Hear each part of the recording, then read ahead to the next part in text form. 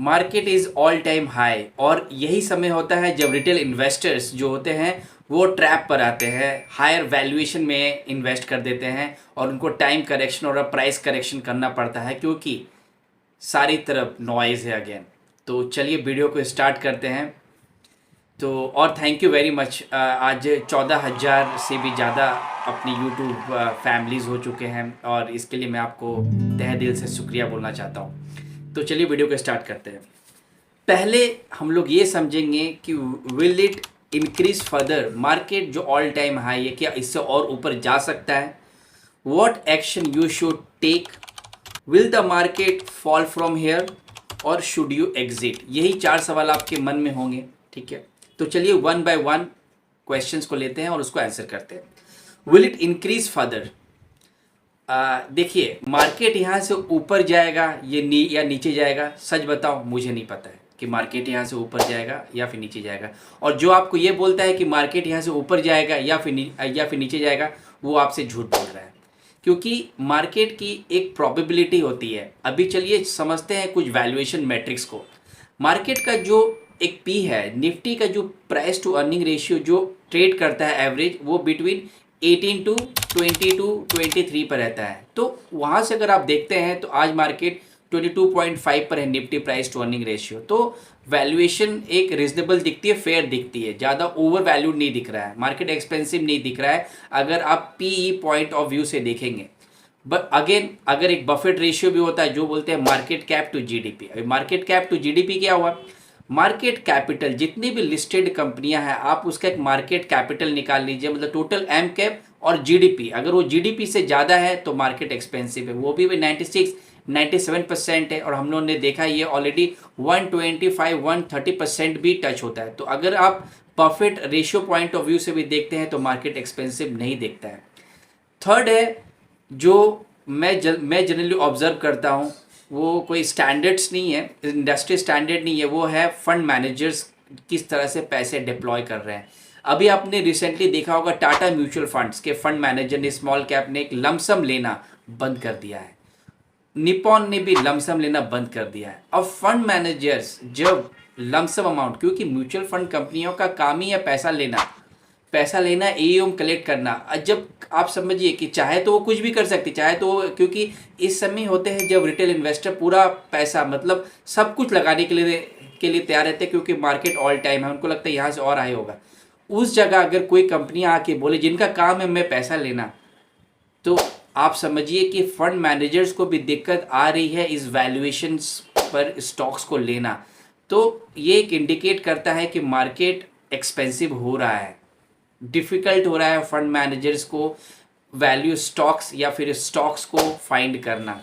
तो जब fund manager जो 365 डेज इन्वॉल्व रहते हैं उनको दिक्कत हो रही है, तो समझिए मार्केट एक्सपेंसिव है, उनका काम है पैसा लेना, वो पैसा नहीं ले रहे, आप चाहेंगे तो भी वो नहीं लेंगे, लमसम लेना उन्होंने बंद कर दिया है। ये क्राइटेरिया बहुत इंपॉर्टेंट होता है जिसको मैं जनरली ऑब्जर्व करता हूँ। अब ये है कि क्यों मार्केट बढ़ रहा है, अगर सिंपल में एक रीज़न में मैं आपको बताऊं मार्केट क्यों बढ़ रहा है, इसका रीज़न है एफआईएस। जो एफआईएस का जो इनफ्लो है वो बहुत ही ज़्यादा, अब अभी क्यों है, पहले क्यों नहीं हुआ। तो देखिए जो एफआईएस होती है वो बहुत अपॉर्चुनिस्टिक होती है। अपॉर्चुनिस्टिक मतलब क्या हो गया कि वो जिस भी कंट्री में उनको अच्छा लगेगा कि जहाँ पर वो पैसा बना सकते हैं वहाँ पर वो पैसा इन्वेस्ट करती है। उनके लिए ये इम्पॉर्टेंट नहीं है कि किस कंट्री, वो कोई इमोशनल होके इन्वेस्ट नहीं करते, उनका एल्गोरिदम बेस्ड होता है। एल्गोरिदम बेस्ड कि चलो इस कंट्री में अब एक्सपेंसिव वैल्यूएशन हो गया है, आवाज़ का अलार्मिंग होने लगा, तो इस कंट्री को छोड़ के वो दूसरी कंट्री में चल जाएंगे, वो दूसरी कंट्री को छोड़ के तीसरी कंट्री में चल जाएंगे। तो उनका जो जो जो तरीका होता है वो अपॉर्चुनिस्टिक्स होते हैं। तो आज अगर इंडिया में वैल्यूएशन अगर ज़्यादा हो गया तो इंडिया में सीधे वो आउटफ्लो करने लगेंगे। आज उनको लगता है कि वैल्यूएशन कम है, आज वो इनफ्लो कर रहे हैं उनको। अभी ऐसा क्यों लग रहा है, इंडिया ही क्यों, देखिए इंडिया एक इमर्जिंग कंट्री है और इंडिया एक की जो 65% पॉपुलेशन वो यंग है। अब जब पॉपुलेशन यंग होती है तो क्या होता है, पॉपुलेशन यंग होती है तो वो ज़्यादा दिन तक काम कर सकती है। 40 साल का आदमी ज़्यादा काम कर सकता है या फिर एक 20 साल का आदमी ज़्यादा काम कर सकता है। ऑब्वियसली 20 साल के आदमी के पास 40 साल तक काम करने के लिए, क्योंकि 60 में वो रिटायरमेंट हो जाता है। एक 40 साल 50 साल है उसके पास सिर्फ 10 साल काम करने के लिए बचा है। और ऑब्वियसली जैसे जैसे एज बढ़ती है लोगों की जो मतलब स्ट्रेंथ भी कम होते हैं। तो एक पॉपुलेशन है, ठीक है, यंग पॉपुलेशन है प्लस एडुकेटेड पॉपुलेशन है, और जब एडुकेशन आती है तो लोग ज़्यादा पैसा कमाते हैं। अब ज़्यादा पैसा कमाते हैं तो वो एक अच्छा कंज्यूमर भी बनते हैं, उनकी कंजम्पशन करने की जो कैपेबिलिटीज़ है वो भी बढ़ती है। तो यंग पॉपुलेशन है, एडुकेटेड पॉपुलेशन है, और वो अच्छे कंज्यूमर भी बन सकते हैं। तो ये तीनों फैक्टर हैं इंडिया में।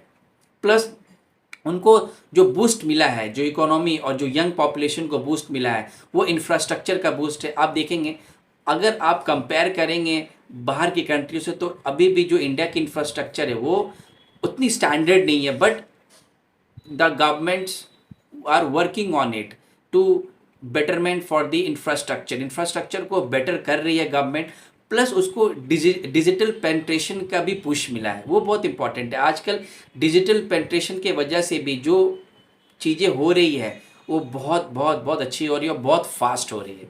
तो डिजिटल पेंट्रेशन हुआ, इंफ्रास्ट्रक्चर हुआ और एडुकेशन हुआ, ये तीनों का सपोर्ट है। इसलिए एफआईएस के लिए इंडिया एक बहुत ही स्वीट स्पॉट है। अब ये हो गया। अब समझते हैं कि will the market fall from hair. जैसे मैंने आपको बताया, मार्केट यहाँ से फॉल भी हो सकता है, बढ़ भी सकता है, ये मुझे नहीं पता है। आप ये कर सकते हैं कि आपके पास अगर सबसे बेस्ट स्ट्रैटेजीज ये होती है कि आपके पास अगर कोई लमसम अमाउंट है, जैसे आपने कोई रिटायरमेंट फंड मिला 1-2 करोड़ रुपए, तो मार्केट ऐसा नहीं है कि आप पूरा का पूरा 1 करोड़ रुपया लगा दें, ऐसा भी मार्केट बिल्कुल नहीं है। बट आपका जो रेगुलर इन्वेस्टमेंट्स है, जो आप एसआईपी कर रहे हैं, वो आप करते रहिए कंटिन्यू, उसको आप बिल्कुल मत रोकिए। एसआईपी तो आप कभी भी मार्केट ऊपर हो नीचे हो आप कभी मत रोकिए, क्योंकि उसको रुपी कॉस्ट एवरेज वैल्यू का भी एडवांटेज मिलता है। तो अभी आप समझ गए कि should you exit from the market. देखिए, अब एग्जिट फ्रॉम द मार्केट करना क्या होता है कि अगर आपका गोल शॉर्ट टर्म है, अगर शॉर्ट टर्म गोल है, अगर कोई चीज़ आपको 6 महीने बाद और 1 साल के बाद लगने वाली है और आपने मार्केट में पैसा लगाया है और आप प्रॉफिट पर हैं, तो उस पैसे को निकाल लीजिए। अगर आपका लॉन्ग टर्म गोल है तो आप पैसे को रहने दीजिए। लॉन्ग टर्म गोल में आप मार्केट ऊपर जाए या मार्केट नीचे जाए, उससे ज़्यादा आपको फ़र्क नहीं पड़ता है। मार्केट नीचे जाएगा ऊपर जाएगा, बट आपका गोल जो है वो लॉन्ग टर्म है। रिस्क को मिनिमाइज करने का तरीका सिर्फ एक ही है मार्केट में, लॉन्ग टर्म इन्वेस्टिंग। यस, आपको मॉनिटर करना चाहिए, आपको बाय करके होल्ड करना और फॉरगेट करने वाली स्ट्रैटेजी अभी तो बिल्कुल ही नहीं है। मैं हर वीडियो में बोलता हूँ, बाय कीजिए, होल्ड कीजिए और मॉनिटर कीजिए। बट मॉनिटर करने मतलब ये नहीं है कि आप किसी भी पॉइंट पर अपने स्टॉक्स को निकाल दीजिए। आप समझिए कि आपका जो गोल है वो लॉन्ग टर्म है, तो शॉर्ट टर्म पैसे की अगर आपको ज़रूरत है तो आप निकाल दीजिए। और एक है कि एफआईएस जो होता है वो किस तरह से पैसा इन्वेस्टमेंट करते हैं। एफआईएस का क्या होता है, देखिए एफआईएस ना दो इन्वेस्टमेंट करते हैं जनरली, 2 टाइप्स ऑफ इन्वेस्टमेंट। एक होता है इक्विटी, एक होता है जीसेक। जीसेक क्या हुआ, गवर्नमेंट सिक्योरिटीज़। तो यूएस की जो गवर्नमेंट सिक्योरिटीज़ है, यूएस में जो 10 इयर्स गवर्नमेंट बॉन्ड है, उसका जो अभी जो रेट ऑफ इंटरेस्ट वो 3.57 या 3.5 है।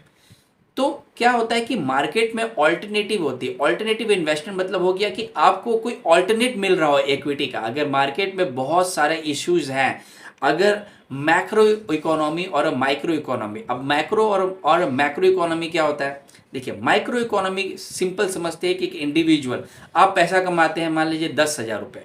अब 10,000 में आप सोचते हैं कि ठीक है मैंने 4,000 बचा लिया, 2,000 रुपया मैंने ट्यूशन फीस दे दिए बच्चे की, 3,000 रुपये का राशन ले लिया। तो आप इंडिविजुअल लेवल पर चीज़ों को सोच रहे हैं, राइट। आप ब्रॉड लेवल पर चीज़ों को नहीं सोच रहे। उसको क्या बोलते हैं, उसको बोलते हैं माइक्रो इकोनॉमी। मैक्रो इकोनॉमी क्या हुआ, अब जैसे गवर्नमेंट ने एक स्कीम अनाउंस किया कि एसएमई में ये स्कीम है, स्मॉल मीडियम एंटरप्राइजेस को ये देना चाहिए। तो गवर्नमेंट किसी एक लोगों के लिए नहीं सोच रही है, गवर्नमेंट सोच रही है पूरे लोगों के लिए। तो जो मैक्रो इकोनॉमी होता है वो पूरा ग्लोबल होता है, और जो माइक्रो इकोनॉमी होता है वो एक इंडिविजुअल, एक कंट्री का इकोनॉमी आप बोल सकते हैं। तो यही होता है एक इंडिविजुअल और ब्रॉड लेवल पर। अगर आपने कुछ अनाउंसमेंट किया तो ब्रॉड लेवल पर। तो ये समझ गया मैक्रो। तो मैक्रो और माइक्रो इकोनॉमी दोनों ही स्टेबिलिटी दिखती है। इंडिया की एक और अच्छी बात यह है कि इंडिया में पॉलिटिकल स्टेबिलिटी दिखती है। और यस, FIS को अगर कोई भी इशू लगती है, पॉलिटिकल इनस्टेबिलिटी उनको बिल्कुल पसंद नहीं है। पॉलिटिकल इनस्टेबिलिटी देखेंगे 2004 से लेकर 2014 तक यूपीए गवर्नमेंट रही, 2014 से लेकर 2023 तक एनडीए गवर्नमेंट है। तो पॉलिटिकल इनस्टेबिलिटी इनको बिल्कुल पसंद नहीं है। तो आप समझ गए कि आपको एग्जिट कब करना है, विल मार्केट गो फर्दर और नॉट, ये मुझे भी नहीं पता है। आप एज ए इन्वेस्टर क्या करना चाहिए, मेरे आपसे एक रिक्वेस्ट है कि आप प्लीज़, अगर आपके पास पैसे हैं और आपको लगता है कि देखिए फोमो तो बिल्कुल नहीं है, फियर इन मिसिंग आउट नहीं है, आपको हर स्टॉक आपके प्राइस पर मिलेगा। आप बोलेंगे कैसे?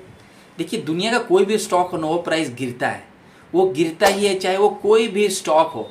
आपने देखा इन्फोसिस और TCS और पूरी IT सेक्टर्स में क्या हुआ, लोगों ने जिस समय लिया, जब समय उसकी जो एवरेज प्राइस, देखिए एक इंडिविजुअल मैट्रिक्स को आप ध्यान में मत रखिए, बट आप देखिए कि जो प्राइस टू अर्निंग रेशियो कहाँ पे थी जब इन्फोसिस 1819 में 1900 रुपये में लोगों ने लिया, आज देखिए वो कहाँ पर है। स्टॉक कोई भी हो, आपका मकसद ये होता है कि पैसा कमाना, और जब 2 से 3 साल में आप पैसा नहीं कमाते हैं, आपकी एक कन्फर्मेशन होनी चाहिए, आप उस मार्केट से निकल जाते हैं। तो कन्फर्मेशन ये होनी चाहिए कि आप जहाँ पर पैसा लगा रहे हैं वहाँ पर पैसा आप कमाएं। तो पैसा कैसे कमाएंगे? पैसा हमेशा कमाने का बेस्ट रीज़न होता है नॉट अ बुल मार्केट, जब मार्केट नीचे होता है।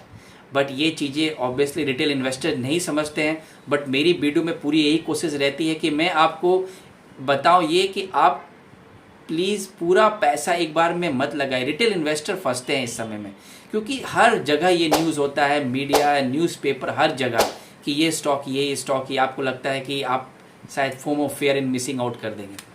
तो अगर आपके पास स्टैगर्ड वे ऑफ इन्वेस्टिंग कीजिए, SIP को मत रोकिए, लॉन्ग टर्म इन्वेस्टमेंट कीजिए। अगर आपको शॉर्ट टर्म फंड की ज़रूरत है, जहां आपको लगता है कि मुझे 6 महीने 1 साल के बाद मुझे पैसे की ज़रूरत है, पैसा आप निकाल लीजिए, क्योंकि मार्केट बहुत ही वॉलेटाइल है। कुछ भी एक इशू होगा जहाँ पे लगेगा मार्केट एक्सपेंसिव है, FIS निकल जाएगी, FIS निकल जाएगी, मार्केट वहाँ से गिर जाएगा, और आपकी अगर एग्जिट एंट्री बराबर नहीं होगी तो फिर आपको टाइम करेक्शन और प्राइस करेक्शन लगेगा, और आप ऑब्वियसली डिप्रेस हो जाएंगे, सैड हो जाएंगे।